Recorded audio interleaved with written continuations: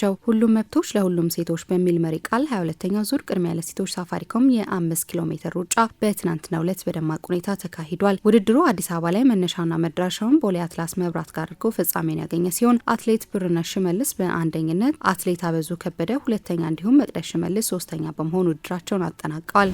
ትናንት በተደረጉ የኢትዮጵያ ከፍተኛ ሊግ ጨዋታዎች የተለያዩ ውጤቶች ተመዝግበዋል። በምድብ ለ ስልጤ ወራቤን ከሀላባ ከተማ ጋር ያገናኘው ጨዋታ በስልጤ ወራቤ 1-0 አሸናፊነት ሲጠናቀቅ ከድራሊ ብቸኛውን ግብ ማስቆጠር ችለዋል። በአክሱም ከተማና ሻሸመኔ ከተማ መካከል የተደረገው ጨዋታ አክሱም ከተማን አሸናፊ አድርጓል። አክሱም ከተማ ጨዋታውን 1-0 በሆነ ውጤት ሲያሸንፍ ገመቺሳ ማኑኤል ብቸኛውን ግብ አስቆጥሯል።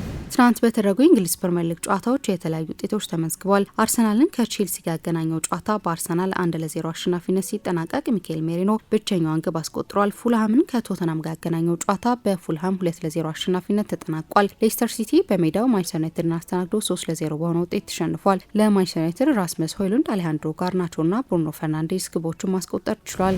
ትናንት በተደረገ የካራባው ካፕ የፍጻሜ ጨዋታ ኒውካስትል ሊቨርፑልን 2-1 በሆነ ውጤት አሸንፏል። ለኒውካስትል ዳን በርንና አሌክሳንደር ኢዛክ ግቦቹን ሲያስቆጥሩ ለሊቨርፑል ከሽንፈት ያላደናቸውን ብቸኛ ግብ ኬዛ ማስቆጠር ችሏል። ውጤቱን ተከትሎ ኒውካስትል የ2024/25 የእንግሊዝ ካራባው ካፕ አሸናፊ መሆን ሲችል ከ70 ዓመት በኋላ ያሳኩት ዋንጫ ሆኖ ተመዝግቧል። አድማጮች፣ የአራዳ የደቂቃ ስብስብ የስፖርት ርዕሰ ወሬዎች እነዚህ ነበሩ።